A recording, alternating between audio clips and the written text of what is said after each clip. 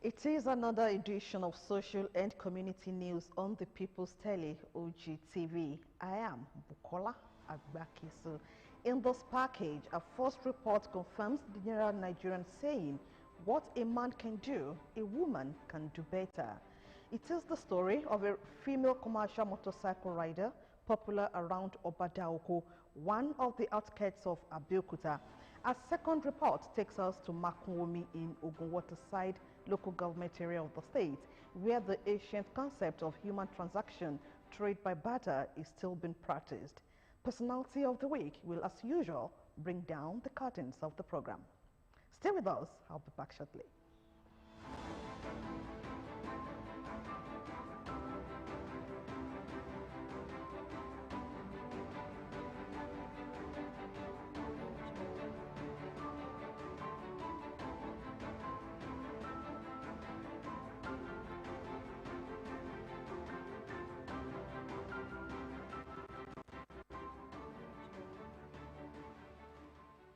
Thanks for joining us.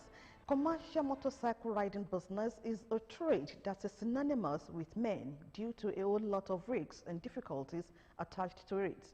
It would then be a strange thing to see a woman involved in it. But do you know that there is a female commercial motorcycle rider in Abeokuta, the Ogun State capital?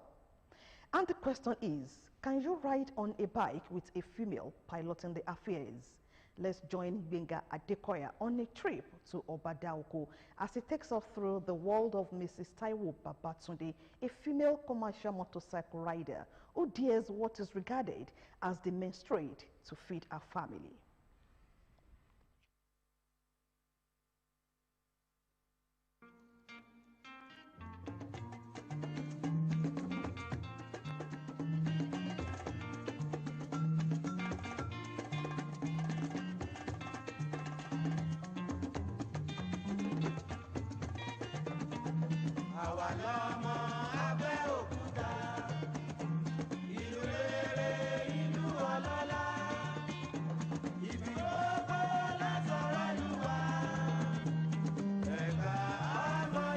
Abeokuta, the Ogun State capital, is surrounded by many notable homesteads and villages that are fast turning into a mega city. One of them is Obadaoko, which, according to history, got its name from a market created by one-time Alake of Egbaland to afford farmers sell their produce to the people of Lagos and its environs.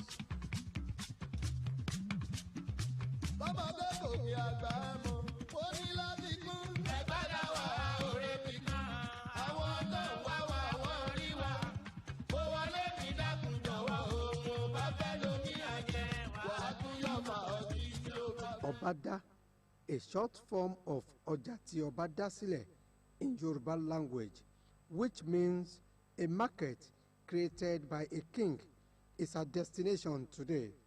But this time around, it is not to tell you about the history of this settlement, but to bring you one of its modern wonders.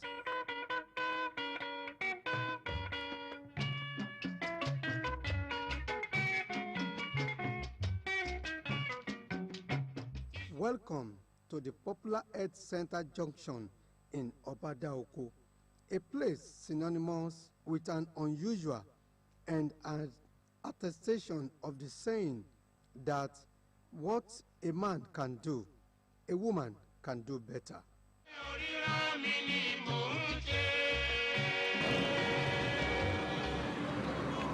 Meet Mrs. Taiwo Babatunde, a female commercial motorcycle rider and a mother of 5 who rides to feed her family.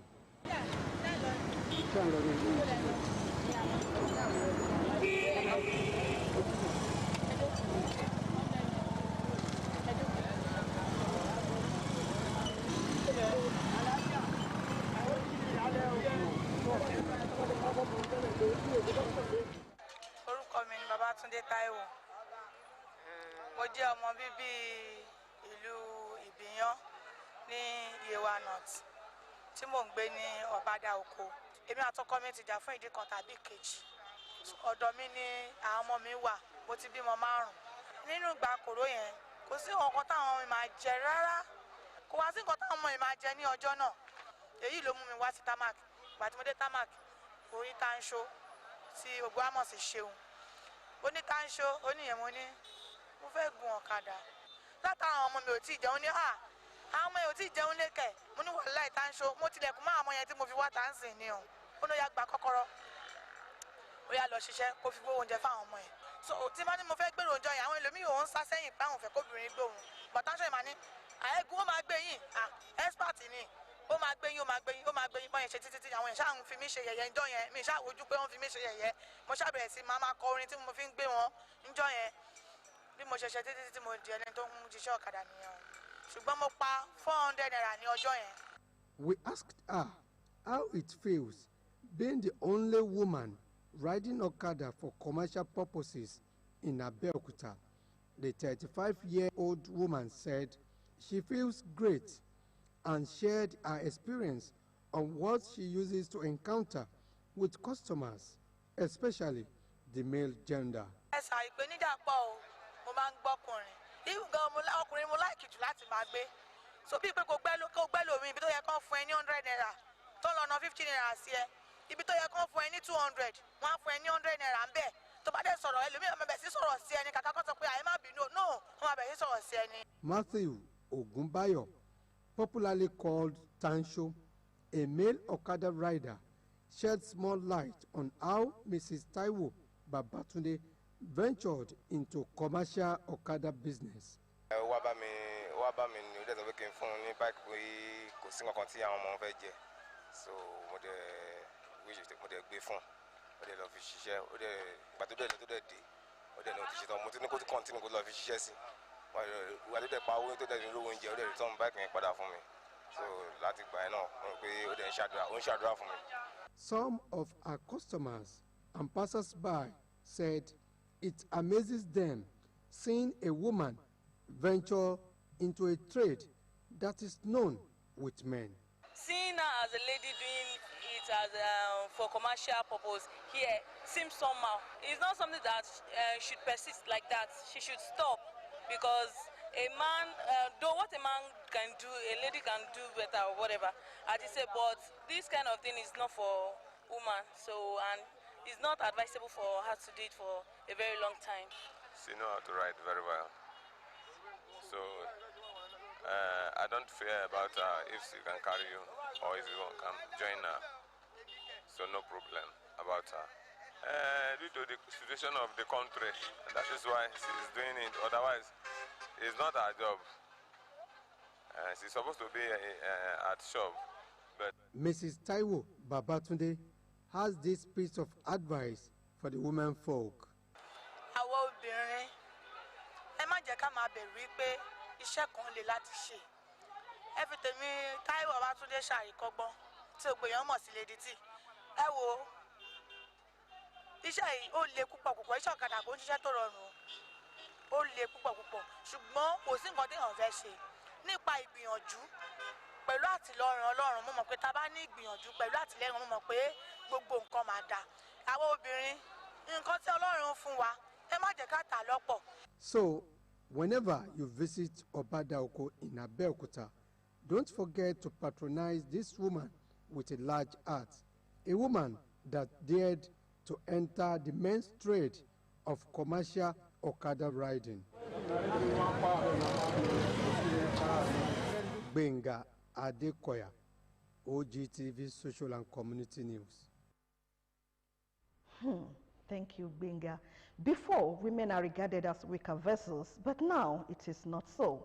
As you can see, what a man can do, a woman can do it even better.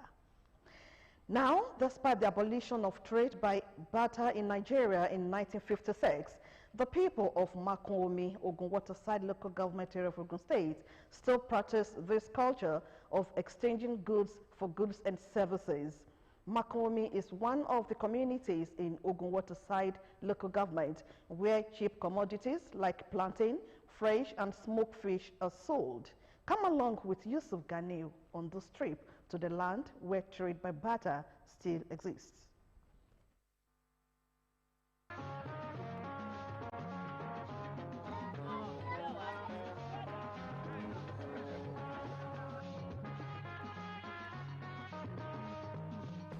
Welcome to Makomi in Ogun Waterside local government area of Ogun State.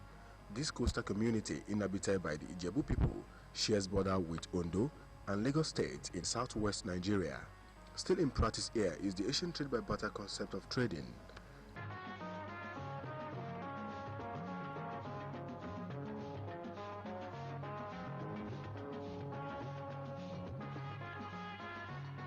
Trade by barter is a system of exchange where participants in transaction directly exchange goods or services without using a medium of exchange such as money.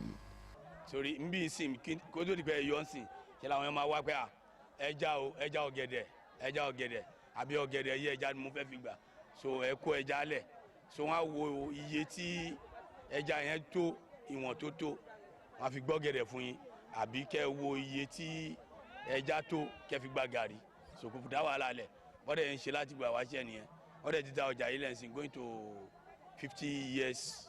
Here in Makomi market, the spirit of trade by barter is invoked.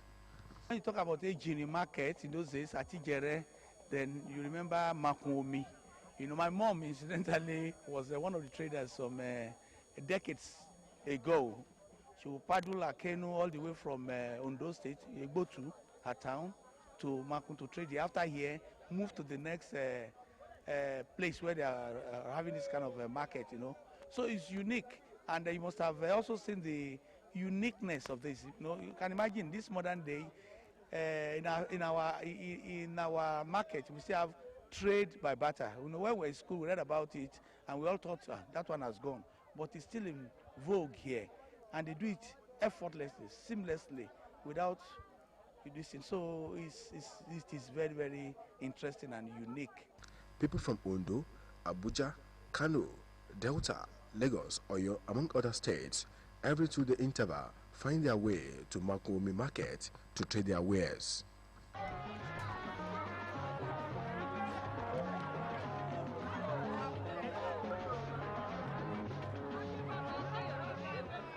Today is the alole of the market, so tomorrow is the main market. So people sleep overnight, but when they are sleeping, there is trade and barter.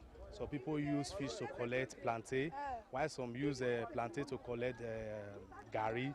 So there are some people that are used to come tomorrow, but if they can't meet it up to come today. So that is what you are seeing here. So these boats, they are from different type of villages. Some are from Ekpe, some are from Igbogun. Even there are some from Laje, that is the boundary between Ogun State and Ondo State. So they used to come here every 9 days. We meet here. Ọjà tá a máa ń rọ̀gẹ̀dẹ̀, à ń ra kúrúkúrú, gàrí, epo, kankan bẹ́ẹ̀ bẹ́ẹ̀ lọ. Tipẹ́ ìdọ́ǹtì ta ti ń wá o, kódà kì í ṣọ̀rọ̀ ọdún mẹ́ẹ̀ẹ́dógún sí i o, 15 years o.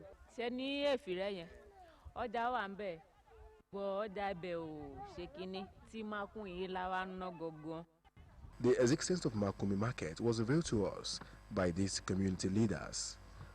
Ọjà yẹn Ọlọ́run ọba ló kàn fún wa ní ọjà torí àwọn màmá wa wọ́n ti ṣiṣẹ́ ọjà gbogbo ọ̀nà omi lọ sọ́nà ọ̀sà lọ́hùn gbogbo ẹ̀ lọ́wọ́ màmá wa ti ṣe struggle ní ọjọ́ kan ṣe lọ́ fi ń sinmi òun lọ́jọ́ ilé ẹgbẹ́ ọjọ́ kan ṣoṣo láàrin ọjọ́ mẹ́sàn-án ọjọ́ kan ṣe lọ́ fi ń sinmi so kàn máa nájà káìkiri ṣùgbọ́n ìgbà tí àkókò tó ṣe lọ́lọ́run dìde wá sọjà yẹn kalẹ̀ níbẹ̀ so bí ọjà yẹn ṣe wá wáyé níbẹ̀ àwọn kan ló sọ pé ibi tó ń lọ àwọn ewé tó máa ń wà lórí omi tó ń pè ní gbébọn yẹn ò dí ọ̀nà àtijọ́ rẹ lọ so gbàtọ́ tán lè dọ̀hùn ọba padà ọba sọ̀kalẹ̀ sí orí wọ́ọ̀fù wa ní ibẹ̀ yẹn bọ́dẹ̀ sọ̀kalẹ̀ sórí wọ́ọ̀fù gbogbo ọjà bẹ́ẹ̀ gbogbo wọn tó ń bọ̀ Abẹ́òkúta Ìbàdàn Ifọ̀ gbogbo àwọn ìlú ló ń wá sí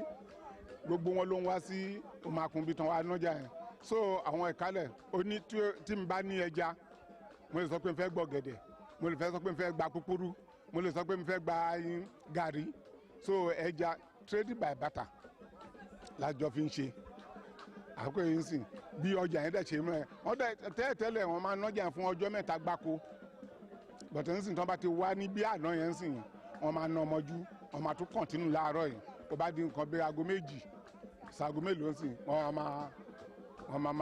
máa lọ. This age-long trading system is said to be seamless and also contributes to the economic growth of the community. Has risen to a standard of, it has become an interstate market. People from Lagos State, from Oyo, Osun, Delta, and so on, like that, they are now patronized. If you go to the market yesterday, you see people. It's a conglomeration of states. If you go to the jetty, you see boats coming from Lagos State as this. You see, it has become an interstate market. And by that, we are able to enjoy their participation, their patronage. They come, those 2 days used to be a very beautiful period within Makun.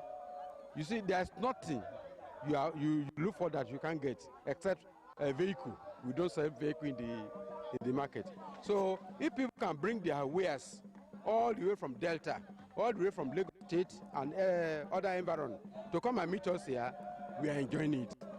Makuomi is still growing with this trading method and by extension, boosting the economic sustainability of its people.